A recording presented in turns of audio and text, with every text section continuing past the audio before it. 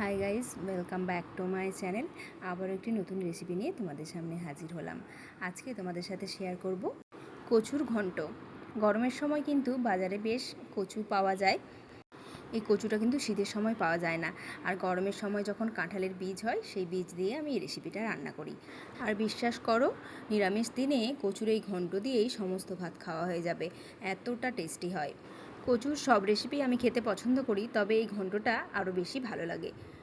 যারা একদমই কচু খেতে পছন্দ করো না, আশা করছি তাদেরও রেসিপিটা ভালো লাগবে। তো রেসিপিটা সম্পূর্ণ দেখার অনুরোধ রইল। ভালো লাগলে লাইক আর বন্ধুদের সাথে শেয়ার করে দিও।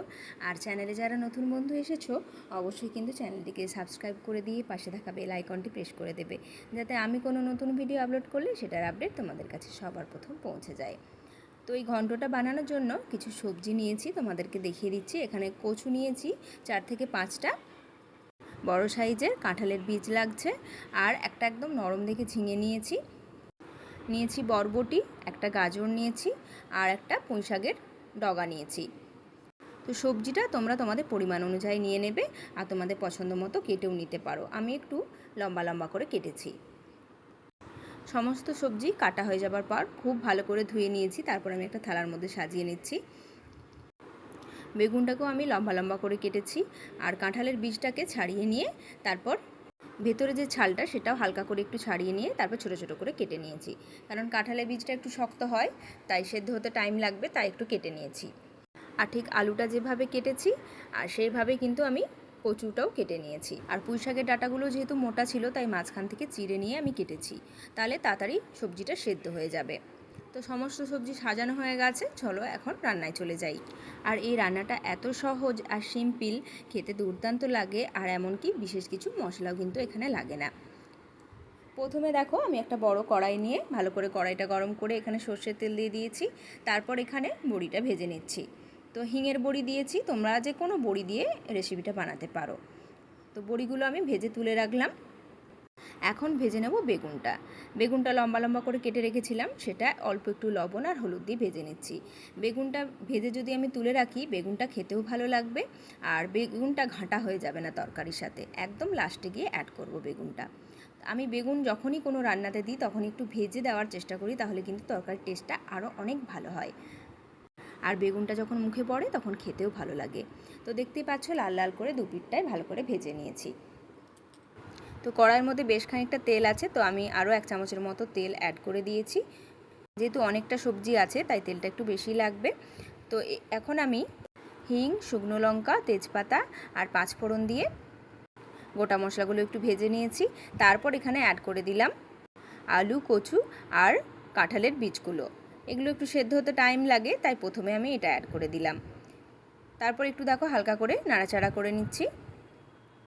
2 থেকে 3 মিনিট একটুখানি ভাজা ভাজা করে নেব। তার আগে একটু লবণ আর হলুদ অ্যাড করে দিচ্ছি। 2 থেকে 3 মিনিট হয়ে গেলে তারপর গাজরগুলো অ্যাড করে দেবো। সবজিগুলো পরপর অ্যাড করব, তাহলে সেদ্ধটাও বেশ সুন্দরভাবে হবে। এরপর দেখো, এখানে আমি ডাঁটাটাও অ্যাড করে দিলাম। তারপর এখানে যে বরবটিটা কেটে রেখেছিলাম সেটাও অ্যাড করে দিচ্ছি। আবারও একটু ভালো করে নাড়াচাড়া করে নিচ্ছি 2 থেকে 3 মিনিট। আঁচটাকে কিন্তু এখন আমি মিডিয়ামে রেখেছি। এরপর দেখো, ঝিঙেটাও অ্যাড করে দিলাম। ঝিঙেটা কিন্তু আমি একদম নরম ছিল বলে ছালটা ছাড়াইনি, উপরে যে শিরাটা থাকে সেই শিরাটা শুধু ছাড়িয়ে নিয়েছি। এবার এখানে আরেকটা জিনিস অ্যাড করে দিচ্ছি, যেটা তোমাদেরকে সবজি কাটার সময় দেখায়নি, কারণ এই সবজিটা অনেক পরে এসছে, তারপর আমি অ্যাড করেছি। তো এখানে একটু কুমড়ো অ্যাড করেছি। কুমড়োটা না চাইলে তোমরা নাও দিতে পারো, তবে দেওয়ার চেষ্টা করবে, তাহলে একটু বেশ মাখা মাখা হবে জিনিসটা। তো আঁচটাকে একদম কমিয়ে রেখে 2 থেকে 3 মিনিট একটু ঢাকা চাপা দিয়ে দিয়েছিলাম, তাতে সবজিগুলো একটু নরম হয়ে যাবে আর ভাজা ভাজাও হবে। 2 থেকে 3 বার আমি এভাবে করে নিচ্ছি, দেখতেই পাচ্ছ। আবারও ঢাকা চাপাটা খুলে দিয়েছি, খুলে দিয়ে আবার একটু নাড়াচাড়া করে নিচ্ছি। তাহলে দেখো, সবজিগুলো একটুখানি নরম হয়ে গেছে আর ভাজাটাও বেশ সুন্দর হয়েছে। এবার এখানে অ্যাড করে দেব কুড়িয়ে নেওয়া আদা। তো আদাটা আমি কিন্তু গ্রেট করে দিয়েছি, তোমরা চাইলে বাটা দিতে পারো। তবে যে কোনো নিরামিষ রান্নায় তোমরা যদি কাঁচা আদা অ্যাড করো, একটু গ্রেট করে দেবে, তাহলে আদাটা খুব ভালো করে ভাজা হবে সবজির সাথে। অনেক সময় বাটা মশলা দিয়ে দিলে বাটাটা চিটিয়ে যায় কড়াইতে, তখন ভালো করে ভাজা হয় না আর আদার একটা গন্ধ থেকে যায়।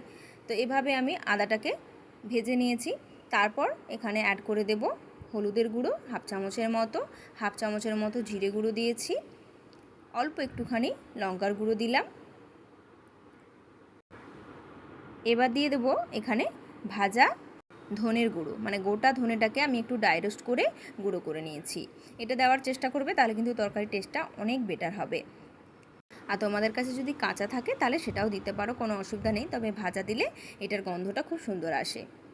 এবার দেখো সমস্ত কিছু খুব ভালো করে কিন্তু ভাজা ভাজা করে নিতে হবে। আঁচটাকে কমিয়ে রেখে প্রায় 5 থেকে 6 মিনিটের মতো নাড়াচাড়া করে মশলাগুলোকে সব ভেজে নিতে হবে।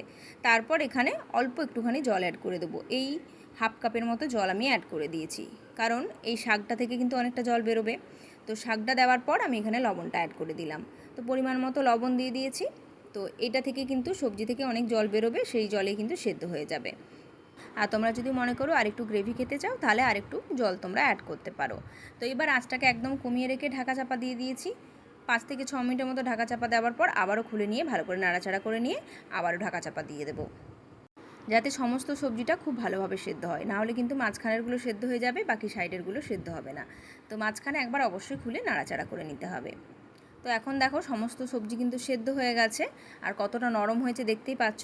খুন্তির সাহায্যে আমি একটুখানি ম্যাশ করে দিচ্ছি। আর ওপর থেকে যে বেগুনটা আগে ভেজে রেখেছিলাম, বেগুন আর বড়িটা এখন অ্যাড করে দেব। এই ঘন্টটা কিন্তু একটু শুকনো শুকনো হয়, খেতে কিন্তু দুর্দান্ত লাগে। তোমরা একবার বাড়িতে অবশ্যই ট্রাই করো আর আমাকে জানিয়ে তোমাদের কেমন লেগেছে। যারা কচু খেতে পছন্দ করো না তারাও কিন্তু এটার ফ্যান হয়ে যাবে, ভীষণ ভালো লাগে খেতে। অল্প একটু চিনি অ্যাড করে দিলাম, যেহেতু কুমড়ো টুমড়ো দিয়েছি, একটু চিনি না দিলে ভালো লাগবে না। আর অবশ্যই নিরামিষ তরকারিতে একটু চিনি দিলে ভালোই লাগে। আর দেখো কচুর ঘন্টটা কতটা সুন্দর হয়েছে, কী যে একটা সুন্দর গন্ধ বেরোচ্ছে কী বলবো। গরম ভাতের সাথে একটা পদই কিন্তু যথেষ্ট।